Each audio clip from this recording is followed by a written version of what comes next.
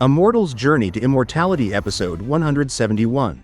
In the previous episode, Han Li delved deeper into the mysterious world of insect control techniques.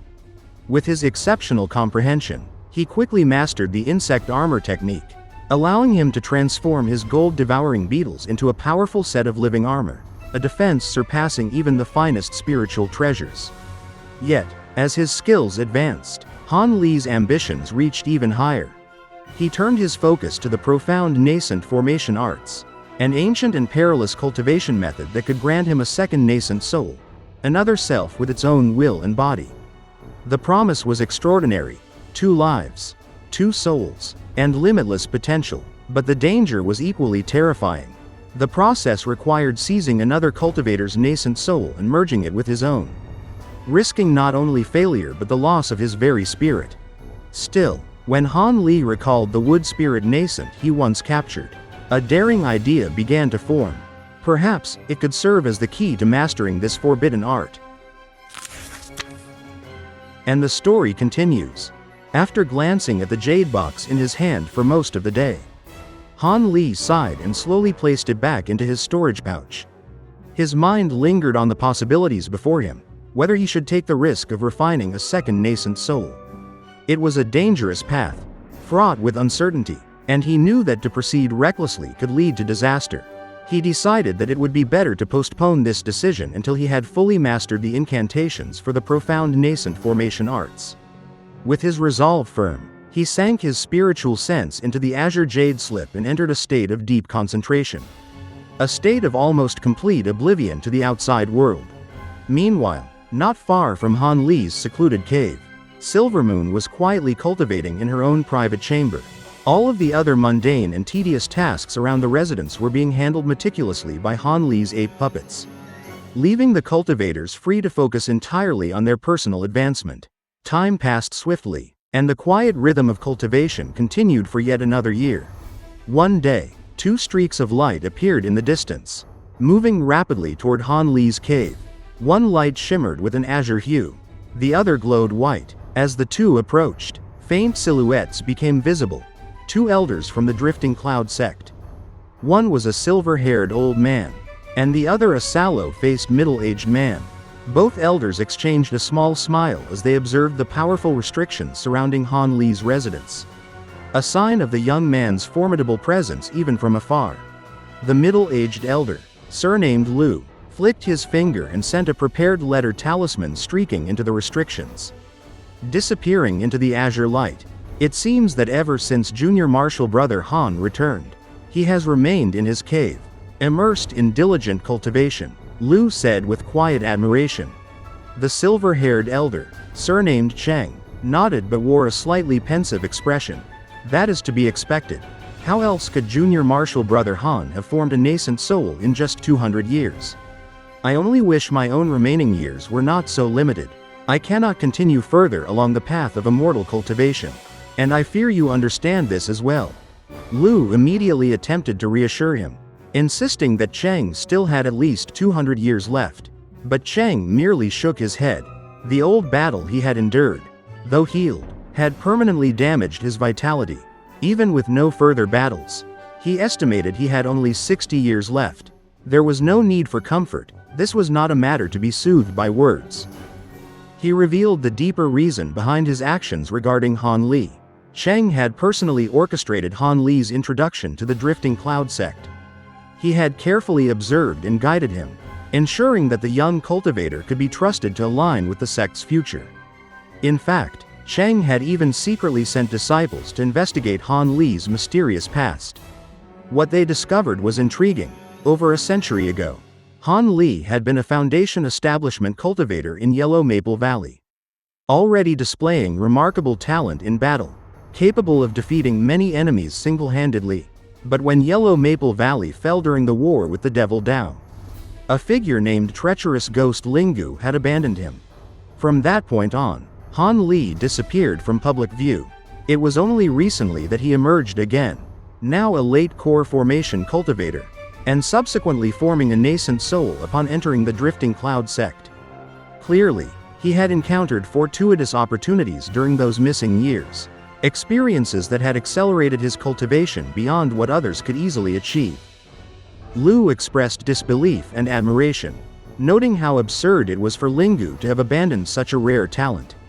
The speed with which Han Li cultivated, from foundation establishment to nascent soul, was astonishing.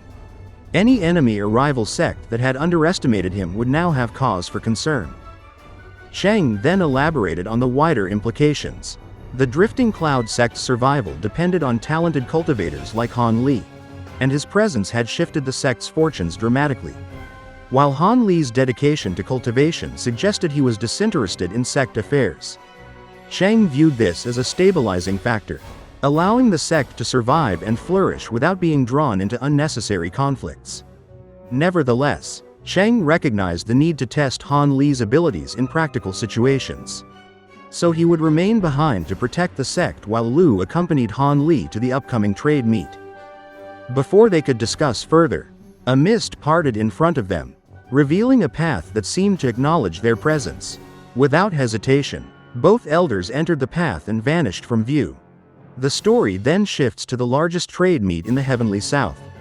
Held in the state of Yu, deep within the southern mountains of the Nine Nations Union, at its heart lay Soaring Heaven's City, the capital, populated almost entirely by cultivators. Within this city, 7 mid-nascent soul cultivators or higher maintained absolute order, ensuring that no disturbance could go unchecked. 2 months prior to the official start of the trade meet, the Nine Nations Alliance activated the Greater Light Extinguishing Formation, a powerful spell formation that supplemented the city's defenses and ensured the safety of the event. Some cultivators had arrived early, setting up stalls and beginning early trade, though the rare treasures normally reserved for the official days remained beyond the reach of most attendees.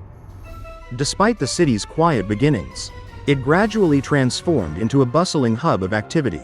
Spirit stones replaced ordinary currency, and every street echoed with the steps of powerful cultivators. The single, large auction house, controlled by the Nine Nations Union, began appraising and auctioning off rare treasures, attracting even more attention. About half a month before the trade meet officially opened, 3 streaks of light appeared in the sky, moving steadily toward Soaring Heaven's City from several thousand kilometers away. As they drew closer, the 3 figures became clear: a young man of common appearance accompanied by a cool, elegant woman, and a blue-robed middle-aged man whose clothing fluttered majestically in the wind, displaying an aura far beyond ordinary. The third person in their party was a blue-robed middle-aged man whose clothes fluttered through the wind in a display of unordinary majesty. And that wraps up this episode. In this part, we saw Han Li continuing his careful and disciplined cultivation, weighing the risks and rewards of refining a second nascent soul while fully comprehending the profound nascent formation arts. His cautious and methodical approach highlights not only his intelligence but also his understanding of the dangers that come with rushing such powerful techniques. At the same time, we witnessed the Drifting Cloud sect elders discussing Han Li's mysterious past and extraordinary potential, reflecting on how his presence could not only strengthen their sect but also secure its future for generations to come. Their careful observation and subtle planning show just how highly they regard Han Li and how significant his abilities are within the broader world of cultivators. The story then shifted to the bustling Soaring Heaven's City, where the largest trade meet in the Heavenly South was preparing to open. We were introduced to new characters traveling toward the event, including a young man, a poised and elegant woman, and a blue-robed middle-aged man with an imposing presence. This not only sets the stage for exciting developments but also gives a sense of the scale and importance of the trade meet, where powerful cultivators from across the continent gather, and rare treasures change hands, shaping alliances, rivalries, and future conflicts. This episode allows us to gain a deeper understanding of Han Li's growth, his thoughtful and strategic approach to cultivation, and the way other powerful figures recognize and value his talent.